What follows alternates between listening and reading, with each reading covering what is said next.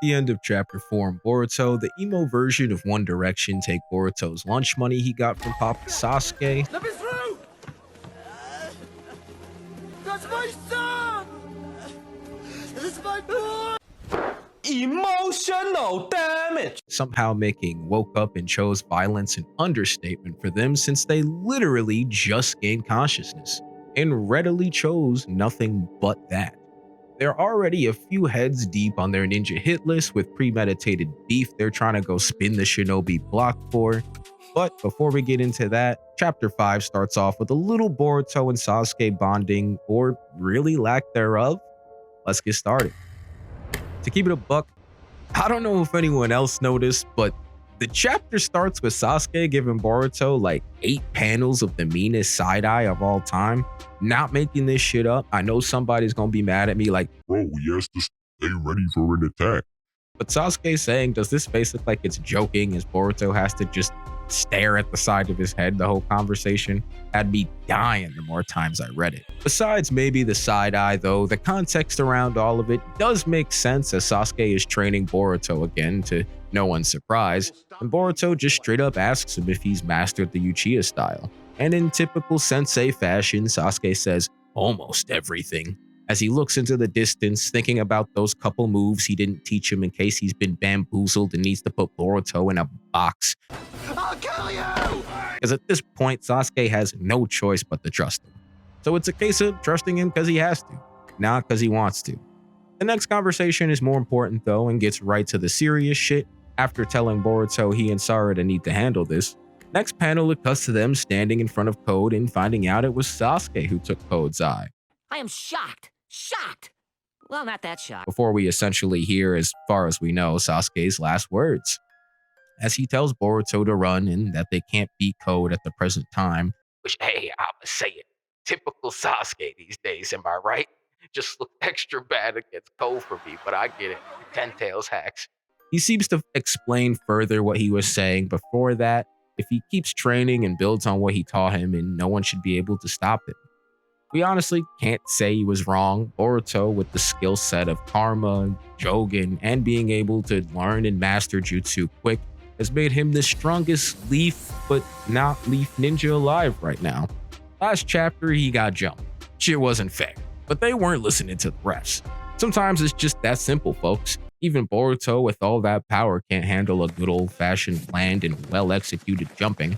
What makes last chapter's jumping even crazier, though, is what we found out after it cuts from Sasuke and Boruto to these 10-tailed demons we've been talking about for a few weeks now. Essentially hearing the Hidden Leaf Village talking shit on their name for turning some of their people in the trees by sensing their pain and anger from who knows how many kilometers away. And I know I kind of skipped over the Leafs like 2 pages of grief, stick with me. But to make the whole sensing their pain thing worse, as the one named Matsuri who was sensing that tells the others, the conversation that follows is that even though they're technically still one being known as the Divine Tree, they're experiencing things individually and are forming their personalities, which of course leads to a hit list, because what else would that lead to? Okay, honestly, to these guys, it sounded more like a grocery list, as they all just pretty much think of someone that would be good to eat for each of their own different reasons that may include nutritional value, I don't know. So Matsuri, as we mentioned earlier, is set out to eat Konohamaru because in the couple pages I skipped earlier back at the Leaf, it's Konohamaru who finds the new Inoshika Cho Squad's captain Moegi, turned into a tree, and promises to free her, which oddly leads to Matsuri, who strangely looks like Moegi, to want to eat him. Probably not a coincidence there. But to top it off, the seemingly leader of them named Jura, as we find out later, says that he wants to devour Naruto Uzumaki, of all people. No explanation really, no rhyme or reason, he's just not himself without a Snickers type thing, and that they need to follow their instinct. Would have made more sense if Kurama was around to me, but if you think about it, he's the closest we got to a full-blooded Uzumaki other than Karin, with life force and chakra that rivals them to boot, so hey, makes more sense than Konohamaru. That girl Matsuri just wants to smoke with her ops though. She's crazy. After the first 2 named their targets though, the third named Hidari, that, not gonna lie, does suspiciously look like Sasuke, still wants some clarification on what exactly they are, and the big man Jura just tells him, don't worry about it. Don't worry about it. Don't worry about it, sweetheart. Don't let my sweetheart.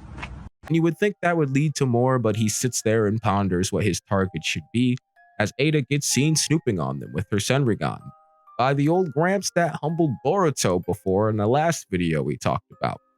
And as he's snooping her out as she's snooping around, he then decides that he's going to eat her.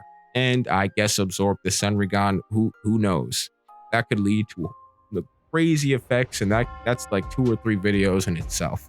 But I do wonder if Ada would have gotten picked regardless, because if she was there, would they have still known about the Senrigan? If you want to leave that down in the comments below, I would appreciate that, because honestly, I could see it going either way. So let's see if you guys have some good reasonings for it. The rest of the chapter is something I touched on a while ago at this point, and to put it simply, it confirmed Amado wasn't aware of this jutsu and was indeed affected by it. The only reason he figures it out is because of Kawaki, who has his deceased daughter's data on his palm when Amado's memory was specifically altered to have put it in Boruto's palm. Big flaws with that. And since essentially no one else can move the data, because who else at this point in the world could figure it out?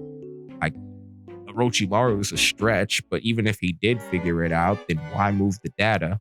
It really just figures it out by his tech not being how it should be. Amado, that is, not Orochimaru. And Shikamaru hears this conversation, by the way, and really just knows now that some memory altering is going on, but what can he really do? The village won't necessarily believe him, and his memories are completely different on the situation as well. So it's like purposely doing something as wrong as possible with the worst form you can imagine, but it's exactly the right thing to do for you in that time.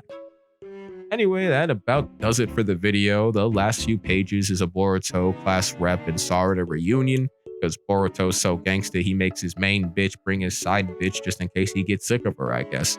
These writers crazy.